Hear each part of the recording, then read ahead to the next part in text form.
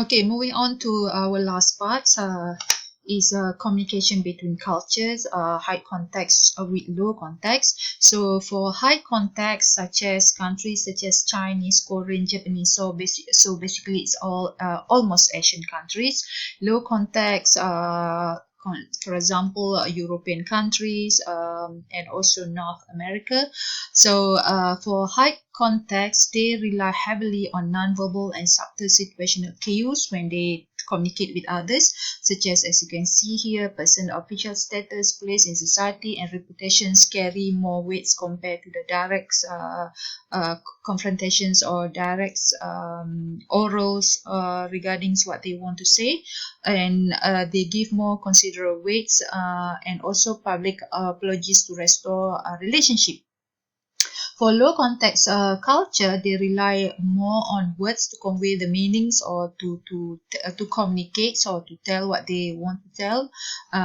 For them, body language and formal title are just secondary to spoken and written words. So they're focusing more on words. High context focusing more on nonverbal cues or nonverbal and subtle situational cues.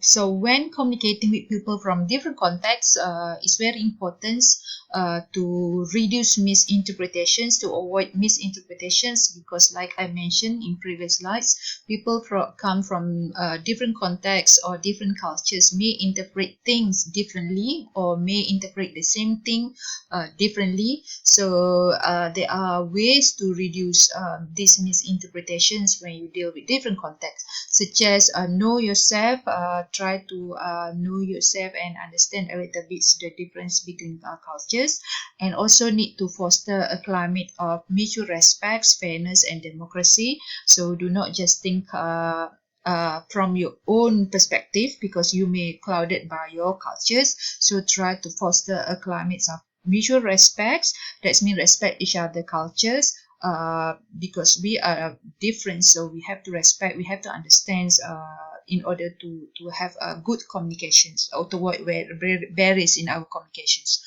And state facts, not your interpretation. So just state the facts, the evidence, not just clouded with subjective judgment. For example, consider other person viewpoints. Do not just focus on your own viewpoints, because your own viewpoints also may be clouded by your cultures. So try to consider to give and takes in the relationships, and try to consider other people viewpoints. They may come from their own culture, so give and take in the relationships or in the communicating with others, and proactively maintain the identity of the group. So even though when we are in the business, we try to have a good communication with others.